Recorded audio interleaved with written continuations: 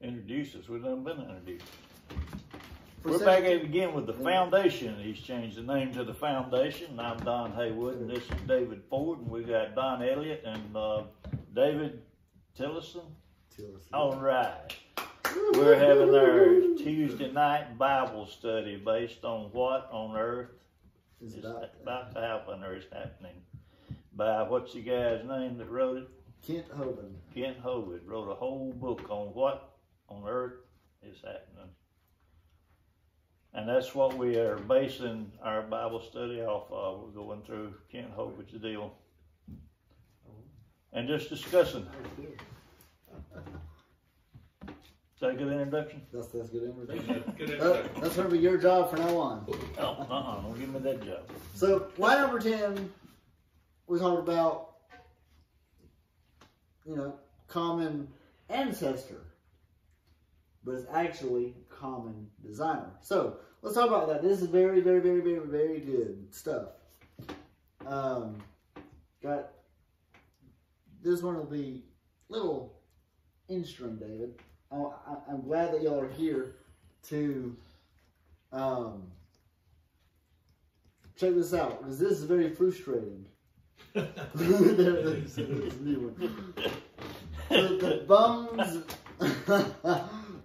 The bones develop from different genes in different organisms. Evolutionists cannot explain this and seldom discusses it. So you can see in the pictures, it's all common design. There must be a designer, right? Or is this all taken by chance? Similar design might prove the same designer made them. The Pontiac lug nuts will fit onto a Chevy. Right? I don't know. I'm not a mechanic. Do you know why? Why? They're manufactured by the same company. There you go. So you couldn't get Fords on there. Right. What? Never mind. We're not mechanics. Right. Many animals have similar four-limb structures. Good observation. True. Good. They must have had a common ancestor. Now that's a bad conclusion. This helps prove we all come from a rock. Now that is a very bad conclusion. That's from what? A rock.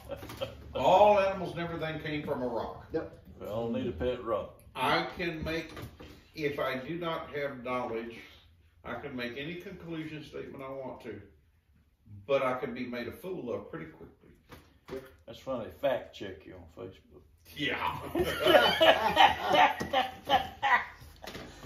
So, evidence from development, fossils, structure, molecular biology, the similarity between early stages in the development of many different animals helped convince Darwin that all forms of life share common ancestors. Interesting. Darwin considered this by far the strongest class of facts in favor of his theory. Haeckel called it the biological law. And here's the problem. Duh. A biological law, a biogenetic law, okay?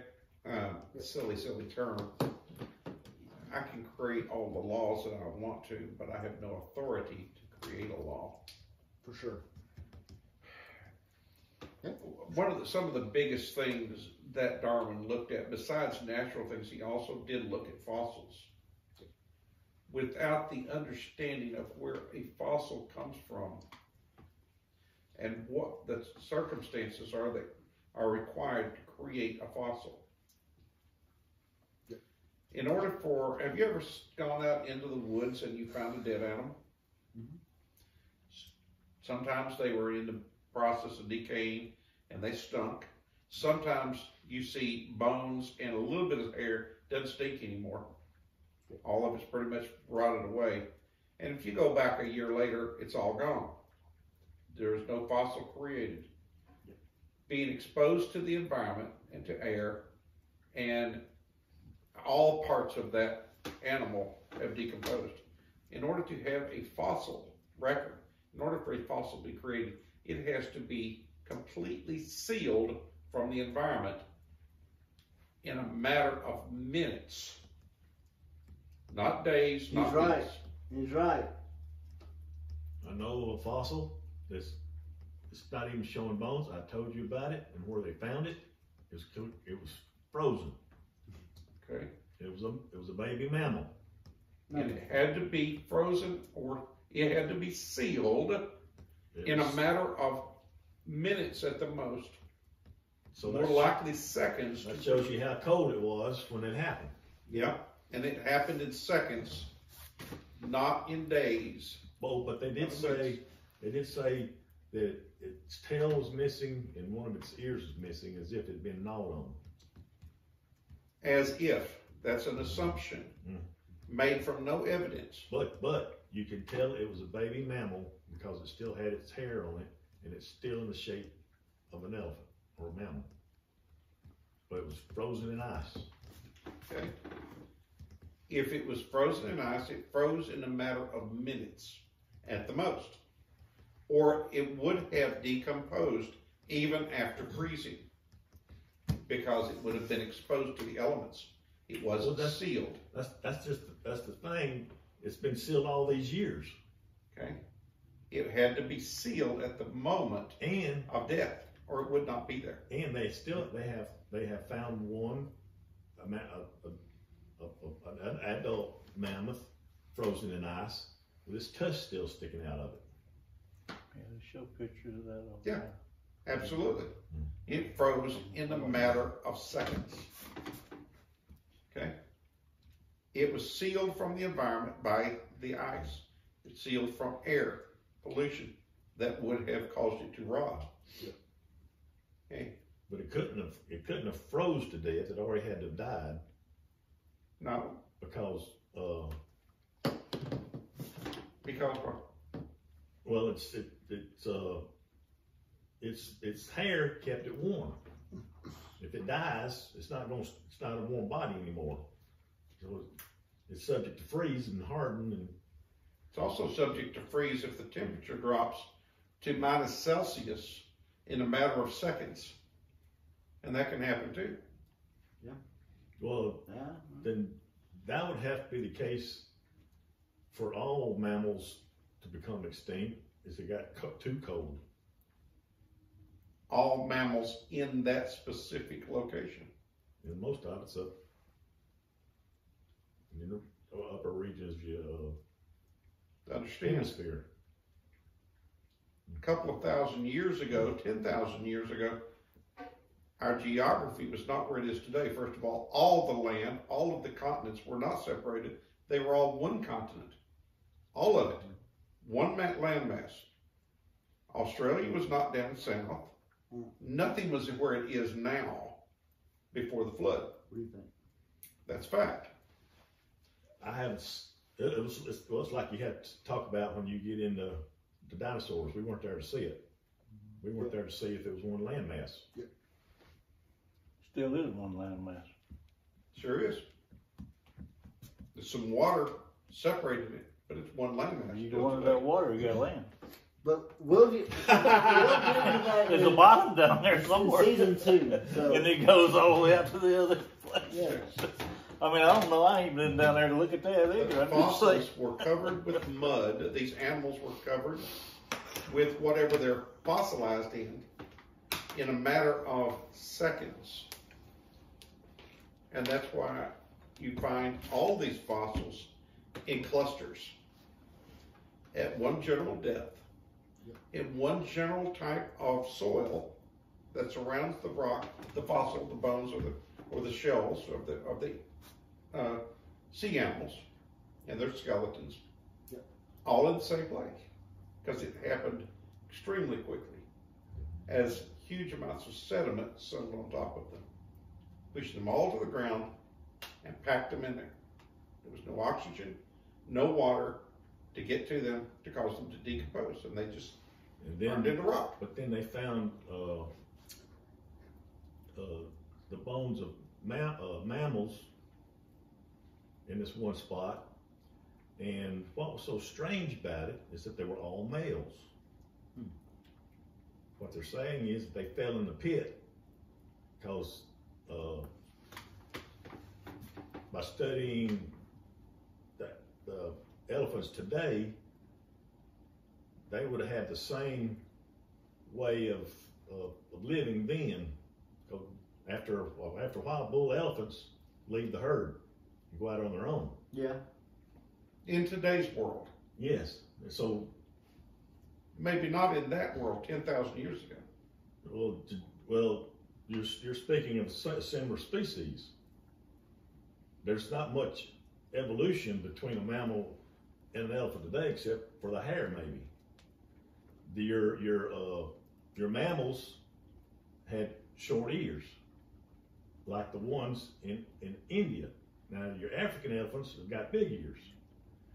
And the reason your mammals had small ears is so the heat wouldn't escape.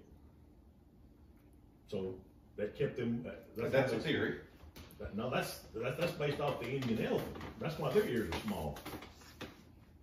It's hot.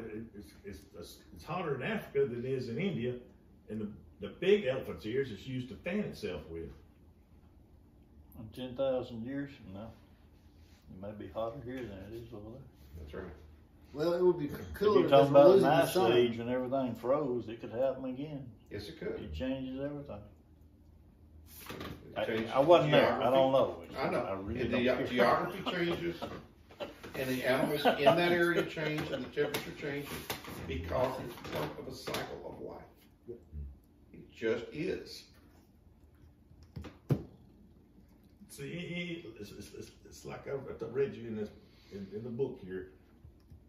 Anything that's prehistoric is prehistoric because history can only be recorded back so far.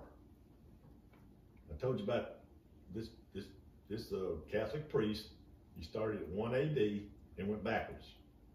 He ran out of information when he got to 4000 BC. So before that, history wasn't even recorded. You don't know nothing about anything past that. True. If I believe this one person who did this one research.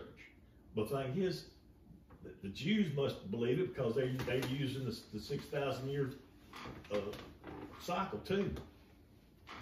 Okay. And yet before them, there is history. Written history. Yeah, it goes back to where we can find the genealogy starting with Adam. And once you get past that, though, there's no pre-written history. Exactly. So you can't Because prehistory never happened. That's why all this stuff is prehistoric.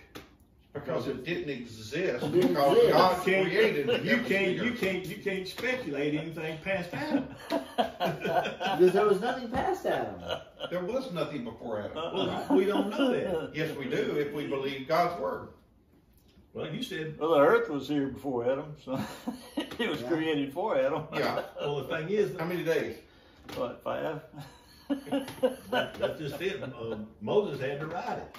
Yeah, Moses. You'll find similar writings from other civilizations. Moses is attributed to being the author of it. He is attributed to being the author of it. Yeah. There's a Who wrote it? The Holy Spirit wrote the whole Bible. there's another civilization that is got similar the idea of creation, but instead of naming it days, they got it categorized as 1, 2, 3. Yeah. Like it's not. It don't mention days. They just got it categorized as this is what happened first. This is what happened second. This is what happened third. In that sense. Agreed. And the story of the flood is found in evidence all over the world in different civilizations of the Great Flood. It doesn't mean that there were 20 different Great Floods. It means that the same story of the same Great Flood was, how did they pass knowledge and history among themselves then? And start by word of mouth. It started by word of mouth. That is still in most cultures today. It's even in our culture today. When we tell our children about their grandparents, we show them pictures of photographs from when their grandparents, great-grandparents, other relatives, and we tell them stories of the family. And those children, when they tell their children 30, 35 years in the future, maybe a little bit different. They may get some of the details a little wrong. Got the same pictures, still telling the same stories. Well, and a lot of it's also forgotten, but somebody else will, as recently happened, post a picture on Facebook. And it was a cousin of mine posted a picture that I had not seen probably for 50 years. I was a 10, 11-year-old child last time I could see, but I can still remember first time I was told of that. And I was told of that because I was that little 2-year-old or younger on my mama's lap in the picture. So they told me about that, and I remember that about 10 years old, somewhere in that age range. And then now, 50 years later, somebody posted it, becomes real. But I couldn't tell you even who all those people were in that picture. I got all of them. Like that, But the story and the family line is the same. But I bet you if you took everybody that's still living that was in that picture, which are all the little kids, they'd all have a different perspective on who the folks were and what they were up to. And we turn the pictures over and write names on the back of But you also find out, you hear stories of families past that other families never heard before. That's right. Because everybody doesn't experience everything, they don't see everything, and they see it from a different perspective. Wow. And that's what this is all about. Science is a poorly used word in most people today. Believe the science, trust the science. What is the science? Science is simply something that is observable and repeatable. And something that can be demonstrated. Demonstrate. You can repeat it. You can do it again. That's when it's the science. And that I'm seeing on that screen is not science. Right. Well, you got the fish, the bird, and the human. They all start out as a fetus. The presence of these fish-like structures in embryos of different species shows that these animals have evolved from a fish. This Irish and share the basic Irish pattern of fish development. Or did the fish develop from the human?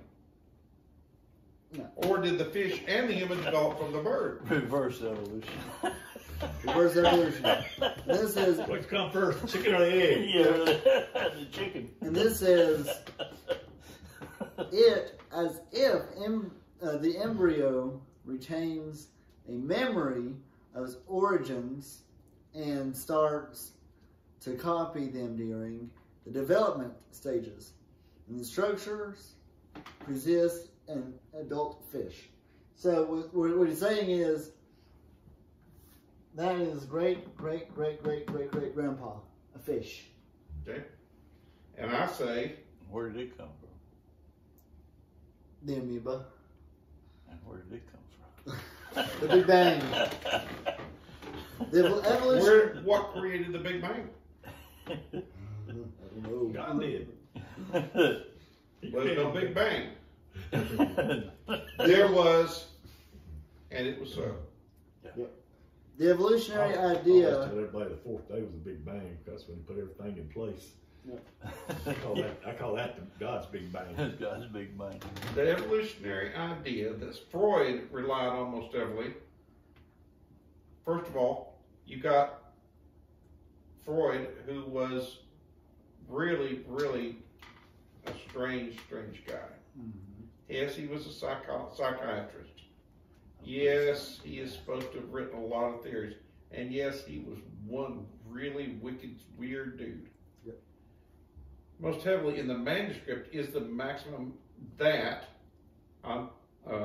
ontogeny, reptilia, whatever, that is, that the development of individual, I can't even say that, the evolution of the entire species. Freud was really, really off. Way off. Yep. He was way out of his field.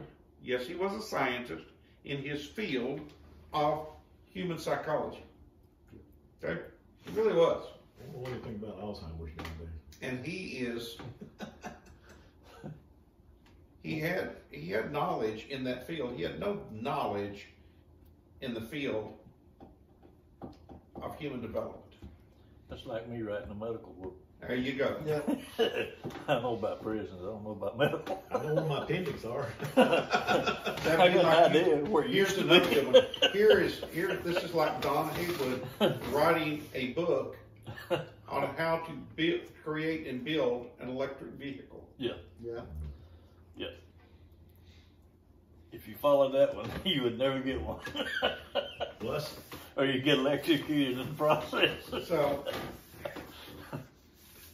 you'd have to be trained in it to know how to do it. you have to look at the source. Yeah. And that's the biggest problem that I believe that our entire world, not just our country, faces, is that we don't look at the source.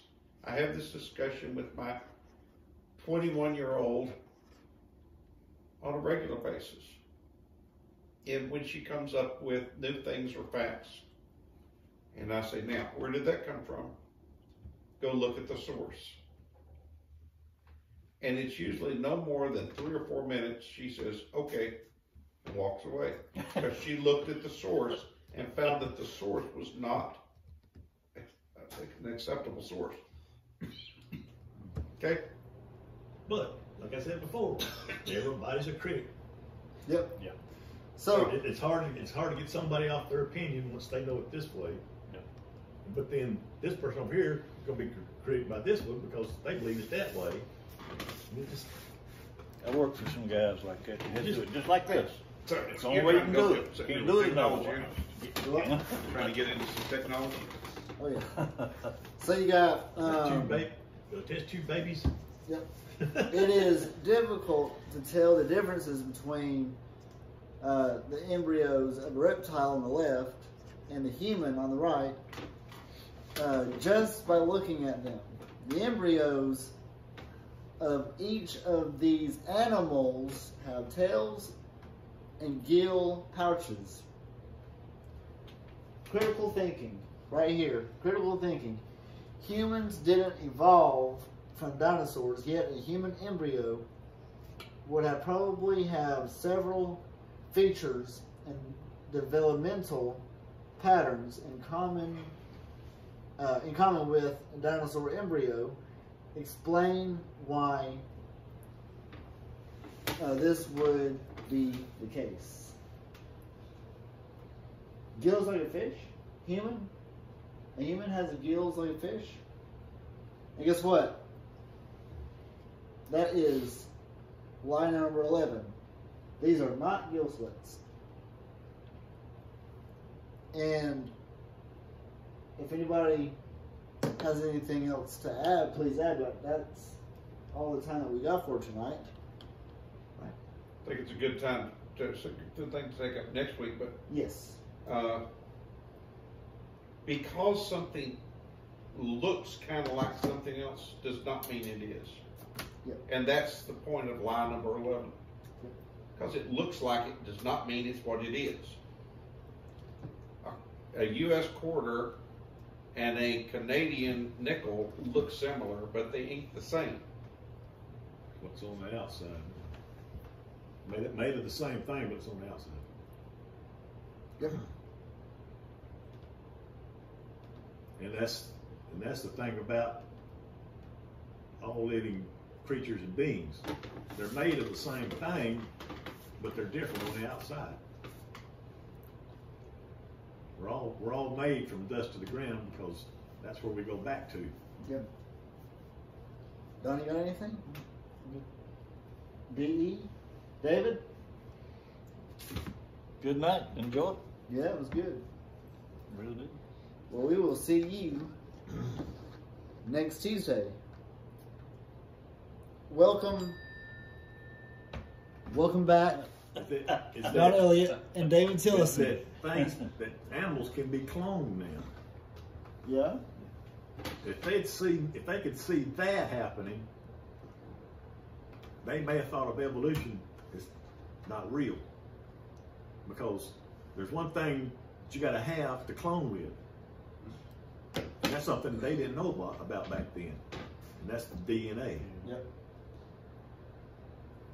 But all that for next week, and well, we got the 4 Ds 4 Ds. signing off. Until next week. That like the Four Tops? Yep.